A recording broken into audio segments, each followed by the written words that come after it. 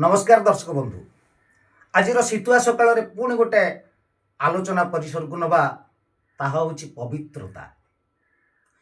कहुई मन निर्मल जार देही उद्धव गंगा जल से अनेक लोक भावती जे आम गंगारे गाधई पड़े महोदधि गाधई पड़े आमर पवित्रता पलि आसे किंतु सतरे कौन गंगारे कि महोदधि गाधेले आपणकर पवित्रता पलि आसे ना आज्ञा।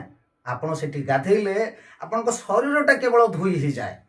आपण जिते दामी पैंट पिंधतु जिते दामी सेंट लगातु आपणकर शरीरटा केवल वासना हम किंतु आम जीवन रे जदि पवित्रता आनिबा को चाहूचे ताहाले सर्वप्रथमे आमे आम मन को निर्मल करिबा दरकार।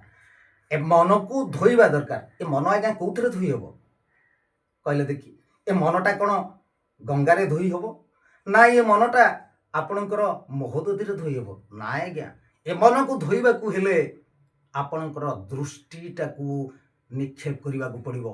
जे जो भाया दृष्टि रे देखिबो से भाया अनुभव करिवो।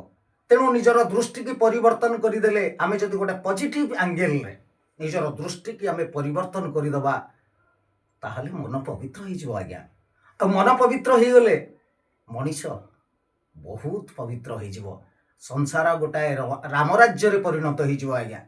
तेणु आज शीतुआ सकाळ मोर गोटे कथा आपण मानक निवेदन निजर दृष्टिटा को सदाबले परिवर्तन करंतु एवं निजर दृष्टि को गोटे पॉजिटिव एंगल रे देखिबा पे चेष्टा करंतु।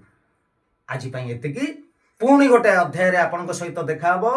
जदि वीडियोटी आपनको भलो लागिला तबे लाइक शेयर कमेंट करने को जमा भूलिए आज्ञा। टिके भल पाइबा देवे। रही नमस्कार।